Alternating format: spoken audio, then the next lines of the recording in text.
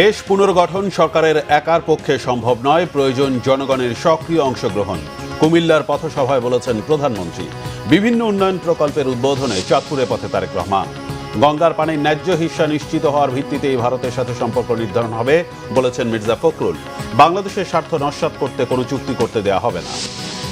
দেশের অর্থনীতি খারাপ সময় পার করছে, ঘুরে দাঁড়াতে সময় লাগবে 2 বছর, জানালেন অর্থমন্ত্রী। ভঙ্গুর অর্থনীতি থেকে উত্তরণের চেষ্টা করছে সরকার, মন্তব্য অর্থ উপদেষ্টা। দেখছিলেন ক্রাউন সিমেন্ট সংবাদ শিরোনাম, এবার বিস্তারিত।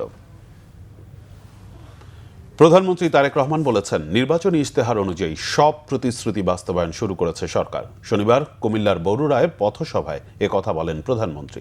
গেল 17 বছরে মানুষের ভোট দেওয়ার অধিকার ছিল না। সরকারের বিরুদ্ধে কথা বললেই তাদেরকে গ্রেফতার করে জেলে দেওয়া হতো। স্বৈরাচারের পতনের পর এখন দেশকে পুনর্গঠনের সুযোগ এসেছে, কিন্তু দেশ পুনর্গঠন সরকারের একার পক্ষে সম্ভব নয়। দেশের মালিক জনগণ, তাই সবাই মিলে এখন দেশকে এগিয়ে নিতে হবে। দেশের মানুষ যাতে স্বনির্ভর হতে পারে, সবাইকে তাই কাজ করতে হবে। বিএনপি যতবারই ক্ষমতায় ছিল ততবারই ওয়াদা পালন করেছে, এবারও সকল প্রতিশ্রুতি পূরণ করা হবে বলে জানান প্রধানমন্ত্রী।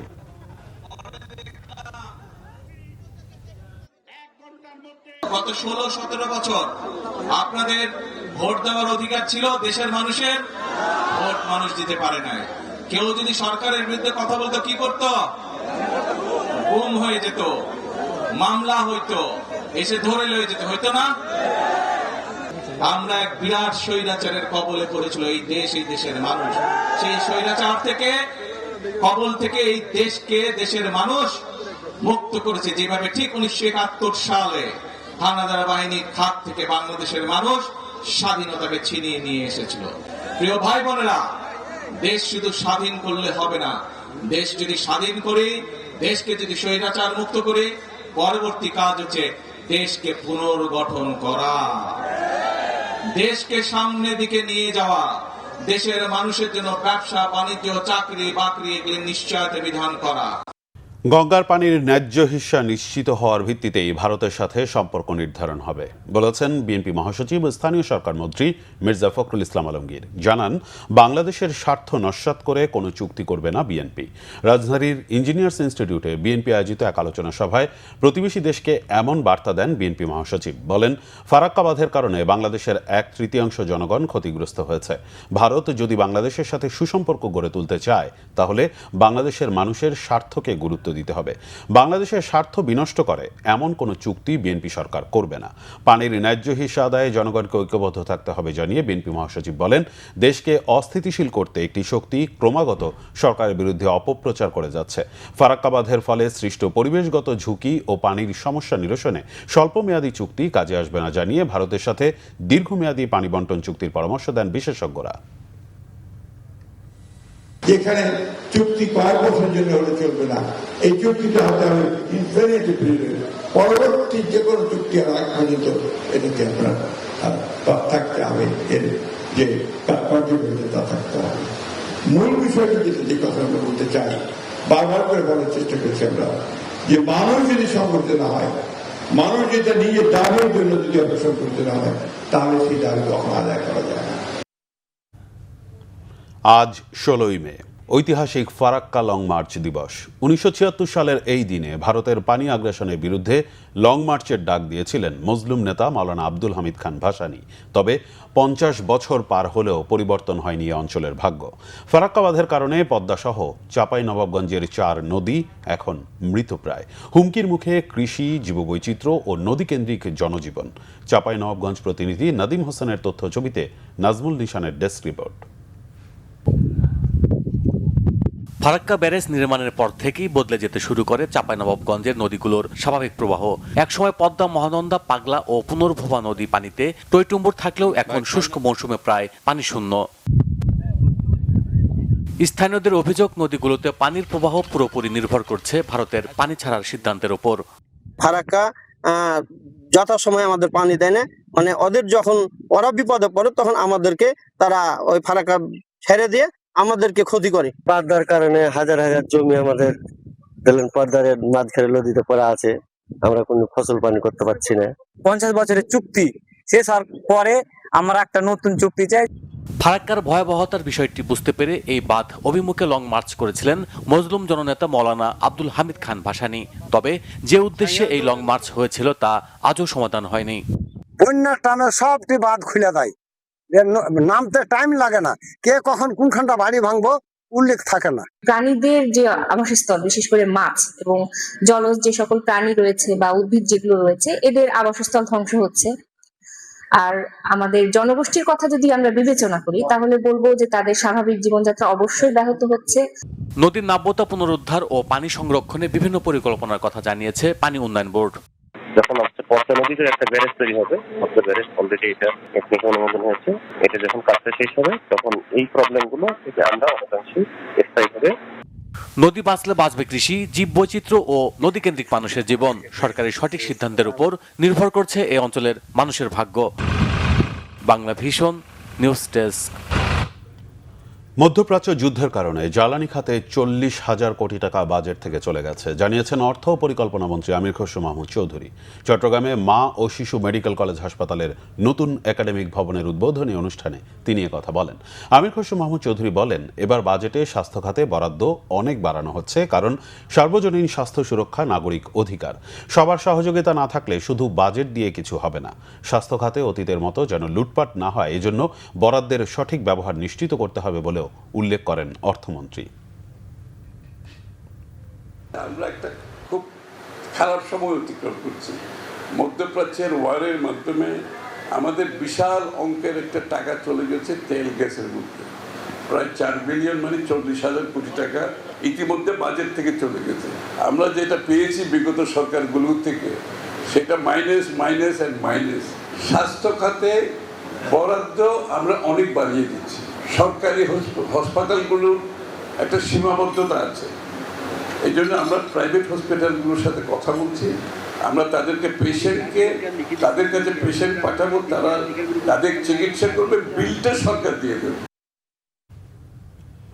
আসন্ন বাজেটে বিনিয়োগ বৃদ্ধি ও কর্মসংস্থান সৃষ্টিকে অগ্রাধিকার দেওয়া হবে বলে জানিয়েছেন প্রধানমন্ত্রীর অর্থ পরিকল্পনা উপদেষ্টা অধ্যাপক ডক্টর রাশেদ আল মাহমুদ তিতুমির। একই সঙ্গে মূল্যস্ফীতি নিয়ন্ত্রণ, কর আদায় বৃদ্ধি এবং অর্থনীতির কাঠামোগত সংস্কারে সরকার গুরুত্ব দিচ্ছে বলেও জানান তিনি। সকালে এফডিসিতে ডিবেট ফর ডেমোক্রেসি আয়োজিত বাজেট ও মূল্যস্ফীতি নিয়ন্ত্রণের চ্যালেঞ্জ শীর্ষক প্রাক বাজেট ছায়া সংসদে প্রধান অতিথির বক্তব্যে তিনি এসব কথা বলেন। অধ্যাপক তিতুমির বলেন, সরকার 2030 সালের মধ্যে কর জিডিপি অনুপাত 10% উন্নীত করার লক্ষ্য নির্ধারণ করেছে। অর্থ পরিকল্পনা উপদেষ্টা বলেন, বর্তমান সরকার একটি ভঙ্গুর অর্থনৈতিক পরিস্থিতি উত্তরাধিকার সূত্রে পেয়েছে। একই সঙ্গে আগের সরকারের ঋণের বোঝাও বহন করতে হচ্ছে। তারপরও নির্বাচনী ইস্তেহারে জনগণের কাছে দেওয়া প্রতিশ্রুতি বাস্তবায়নে সরকার কাজ করে যাচ্ছে বলে জানান তিনি। সভাপতির বক্তব্যে ডিবেট ফর ডেমোক্রেসির চেয়ারম্যান হাসান আহমেদ চৌধুরী কিরণ বলেন, সাধারণ মানুষের জীবনমান উন্নয়নে এবারের বাজেটে অন্তর্ভুক্তিমূলক সামাজিক নিরাপত্তা কর্মসূচিকে গুরুত্ব দেওয়া হচ্ছে। গত অন্তর্বর্তীকালীন সরকারের কি পরিমাণে প্রবৃদ্ধি ঘটেছিল 24-25 অর্থ বছরে, আর আমরা মধ্য ফেব্রুয়ারিতে দায়িত্ব গ্রহণ করার পরে এই 30শে জুন কত ট্যাক্স জিডিপি রেশিও বাড়লো। এটা একটা ধরলেই বোঝা যাবে সক্ষমতার নির্দেশ যে তারা কর আহরণ করতে পারে কিনা। আর আমরা পরিষ্কার করে বলেছি যে 2030 সালের মধ্যে মোট দেশজ উৎপাদনের 10% কর জিডিপি হবে এবং 2035 সালে 15% হবে। The taste of the pudding in its eating. Banking খাতের সংকট সমাধান না হলে অর্থনৈতিক ধস থামানো যাবে না বলে মন্তব্য করেছেন তত্ত্বাবধায়ক সরকারের সাবেক উপদেষ্টা ডক্টর হোসেন জিল্লুর রহমান। বলেন, তাই শুধু সংকটের কথা না বলে সংকট বিশ্লেষণের মাধ্যমে সমাধান বের করাই সবচেয়ে গুরুত্বপূর্ণ। শনিবার রাজধানীর সিডপ মিলনায়তনে ব্যাংক গ্রাহক ফোরাম আয়োজিত ব্যাংকিং খাতের বিপর্যয় ও অর্থনীতিতে এর প্রভাব নিয়ে আয়োজিত সেমিনারে এসব কথা বলেন তিনি। এ সময় তিনি বলেন, কলুষিত নীতি প্রক্রিয়া ব্যাংক খাতের সবচেয়ে বড় সমস্যা। বলেন, যে কলুষিত রাজনৈতিক হস্তক্ষেপের কারণে ব্যাংক সহ আর্থিক খাত সমস্যাগ্রস্ত হয়েছে তা যেন আর ফিরতে না পারে তা নিশ্চিত করতে হবে। বক্তারা বলেন, ব্যাংকিং খাতের সবচেয়ে বড় বিষয় আস্থার সংকট। আস্থার সংকট কাটাতে লুটপাটের সাথে জড়িতদের দৃষ্টান্তমূলক শাস্তি নিশ্চিত করার দাবি জানান তারা। এছাড়া ব্যাংক রেজলিউশন আইনে বিতর্কিত 18 ক ধারা পুনর্মূল্যায়নেরও আহ্বান জানান বক্তারা। তথ্য সম্প্রচার মন্ত্রী জহিরুদ্দিন স্বপন বলেছেন, সরকার রাষ্ট্র ও সমাজকে মেরামত করতে চায়। সকল দেশপ্রেমিককে সঙ্গে নিয়ে রাজনৈতিক ঐক্যের মাধ্যমে দেশ গড়ার কথা বলেন তিনি। রাজধানীর আগারগাঁওয়ে জাতীয় চলচ্চিত্র সংসদ সম্মেলনে প্রধান অতিথির বক্তব্যে সব কথা বলেন তথ্য সম্প্রচার মন্ত্রী। তিনি বলেন, সভ্যতা ও সমাজ নির্মাণে চলচ্চিত্রের ভূমিকা অপরিসীম। মানব কল্যাণ ও দেশপ্রেম থেকে শিল্পীরা এ পেশায় যুক্ত হন মন্তব্য করে তিনি বলেন, শিল্পীরা জাতি, দেশ ও বৈশ্বিক অঙ্গনে প্রভাব রাখতে পারে। সরকার শিল্পীদের পাশে থাকবে উল্লেখ করে জহিরুদ্দিন স্বপন বলেন, বেশিরভাগ রাষ্ট্র চিন্তাশীল ও উৎপাদনমুখী কাজে পৃষ্ঠপোষকতা করে না, কিন্তু তার মন্ত্রণালয় এক্ষেত্রে সব ধরনের সহযোগিতা অব্যাহত রাখবে বলে আশ্বাস দেন তিনি। পরিবার থেকে রাষ্ট্র পর্যন্ত মানুষকে চিন্তাশক্তি চালিত করে মন্তব্য করে তিনি বলেন, এই চিন্তাশক্তিকে কাজে লাগাতে হবে। চলতে পারে না এবং সে কারণেই আমাদেরকে রাষ্ট্র এবং সমাজকে মেরামত করতে হবে। একথাও বলেছি, মেরামতের এই প্রতিটি পর্বে আমরা সংশ্লিষ্ট সকল দেশপ্রেমিককে সাথে নিয়ে জাতীয় ঐক্যমতের ভিত্তিতে আমাদের করণীয় নির্ধারণ করতে চাই। আমাদের মাতৃভূমির বয়স 55 বছর। আমাদের বয়সে আমরা খুবই সৌভাগ্যবান, বড় পর্বটি আমাদের চোখের সামনে ঘটেছে।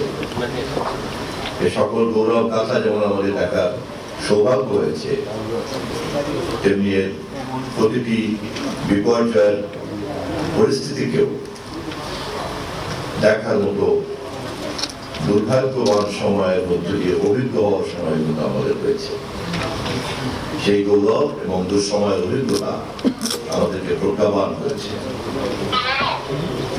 সেই প্রজ্ঞা নিয়ে আপনাদের জ্ঞানের সঙ্গে আমরা একটা সংযোগ তৈরি করতে চাই। শরীয়তপুরে স্বামীকে হত্যার পর মরদেহ টুকরো টুকরো করে বিভিন্ন স্থানে লুকোনোর অভিযোগে স্ত্রীকে আটক করেছে পুলিশ। পুলিশ ও স্থানীয়রা জানান, গত মঙ্গলবার সদর উপজেলার চন্দ্রপুর বাজার এলাকায় পারিবারিক কলহের জেরে স্বামী জিয়া সর্দারের সঙ্গে ঝগড়া হয় স্ত্রী আসমা বেগমের। এক পর্যায়ে আসমা ঘরে থাকা একটি লোহার রড দিয়ে জিয়াকে উপর্যপুরি আঘাত করে। এতে ঘটনাস্থলেই তার মৃত্যু হয়। বিষয়টি গোপন রাখতে মরদেহের বিভিন্ন অংশ আলাদা করে নদী ও পুকুরে ফেলে দেয় আসমা। তবে স্বামীর শরীর থেকে আলাদা করা মাংস অন্যের ফ্রিজে রাখার সময় দুর্গন্ধ ছড়ায়। প্রতিবেশীরা বিষয়টি বুঝতে পেরে জাতীয় জরুরি সেবা 999-এ ফোন দেন। আটকের পর পুলিশ তাকে জিজ্ঞাসাবাদ করলে আসমা সব কথা স্বীকার করে। সমাজের আইন শৃঙ্খলা ঠিক রাখা শুধু পুলিশের কাজ নয়, এতে সহযোগিতা করতে হবে সাধারণ মানুষকে, বলেছেন যুব ও ক্রীড়া প্রতিমন্ত্রী আমিনুল হক। দুপুরে রাজধানীর পল্লবীতে ওপেন হাউস ডে এর অনুষ্ঠানে কথা বলেন তিনি। প্রতিমন্ত্রী বলেন, গত 17 বছর পুলিশকে ব্যবহার করে এই বাহিনীর বদনাম করা হয়েছে। বর্তমান সরকার পূর্ণ স্বাধীনতা দিয়ে জনগণের বন্ধু হওয়ার সুযোগ করে দিয়েছে। এজন্য দরকার জনগণের সহযোগিতা ও আন্তরিকতা। আহ্বান করেন মাদক কারবারিদের উৎপাদন এবং আমদানি গোড়া থেকে বন্ধ করার। এ সময় আইন শৃঙ্খলা নিয়ে কথা বলেন ডিএমপির ভারপ্রাপ্ত কমিশনার এস.এন. নজরুল ইসলাম। আসন্ন ঈদকে কেন্দ্র করে কোরবানির হাটে জাল টাকা, ছিনতাই ও চাঁদাবাজি রোধে পুলিশ তৎপর বলেও জানান ডিএমপির ভারপ্রাপ্ত কমিশনার। বিগত সময় দেখেছি যে যখনই ওই বিগত সরকারকে দেখেছি তারা পুলিশকে কিভাবে ব্যবহার করে সাধারণ মানুষ থেকে শুরু করে রাজনৈতিক কর্মী সবার উপরে কিভাবে জুলুম, নির্যাতন, নিপীড়ন করেছে। আমরা আজ সেই 17 বছরের ইতিহাসে ফিরে যেতে চাই না। আমরা চাই পুলিশ সত্যিকার অর্থে জনগণের বন্ধু হিসেবে কাজ করবে। পুলিশ সত্যিকার অর্থে এই জনগণের সেবক হিসেবে কাজ করবে। পুলিশ সত্যিকার অর্থেই আইন শৃঙ্খলা পরিস্থিতি নিয়ন্ত্রণে রাখার জন্য যা যা পদক্ষেপ রয়েছে সেগুলো তারা গ্রহণ করবে। আমাদের দায়িত্ব হচ্ছে তাদেরকে সার্বিকভাবে সহযোগিতা করা। আমরা প্রথমে এই যারা এগুলোর স্টেক হোল্ডার তাদেরকে নিয়ে আমরা সোমবারে একটা মিটিং ডেকেছি। এরপরে যারা মার্কেটের ইজারা পাইছে ইজারাদারদেরকে নিয়ে আমরা বসবো। আমরা যে কমফোর্টেবলি সুন্দরভাবে যেন গরুর মার্কেট, জাল টাকা, ছিনতাইকারী, মলম পার্টি মানুষ যেন হয়রানি না হয়, আমরা পুলিশি ব্যবস্থা নিব। এটা নিয়ে আপনাদের অডিট হওয়ার কোনো কারণ নেই। সংবাদ শেষ করব ক্রাউন সিমেন্ট শিরোনামগুলো আরেকবার জানিয়ে। দেশ পুনর্গঠন সরকারের একার পক্ষে সম্ভব নয়, প্রয়োজন জনগণের সক্রিয় অংশগ্রহণ। কুমিল্লার পথসভায় বলেছেন প্রধানমন্ত্রী। বিভিন্ন উন্নয়ন প্রকল্পের উদ্বোধনে চাঁদপুরের পথে তারেক রহমান। গঙ্গার পানির ন্যায্য হিস্সা নিশ্চিত হওয়ার ভিত্তিতেই ভারতের সাথে সম্পর্ক নির্ধারণ হবে বলেছেন মির্জা ফখরুল। বাংলাদেশের স্বার্থ নস্যাৎ করতে কোনো চুক্তি করতে দেয়া হবে না। দেশের অর্থনীতি খারাপ সময় পার করছে, ঘুরে দাঁড়াতে সময় লাগবে 2 বছর, জানালেন অর্থমন্ত্রী। ভঙ্গুর অর্থনীতি থেকে উত্তরণের চেষ্টা করছে সরকার, মন্তব্য অর্থ উপদেষ্টা। এই ছিল এখনকার মতো। পরের সংবাদ বিকেল 4টায়, এর আগে 3টায় রয়েছে নিউজ টপ 10 দেখার আমন্ত্রণ রইল। এছাড়া বাংলাভিশন সংবাদ ও সংবাদ সংশ্লিষ্ট অনুষ্ঠান দেখতে ভিজিট করুন www.bvnews24.com ও facebook.com/banglavisionnews এবং সাবস্ক্রাইব করুন youtube.com/banglavisionnews। ধন্যবাদ।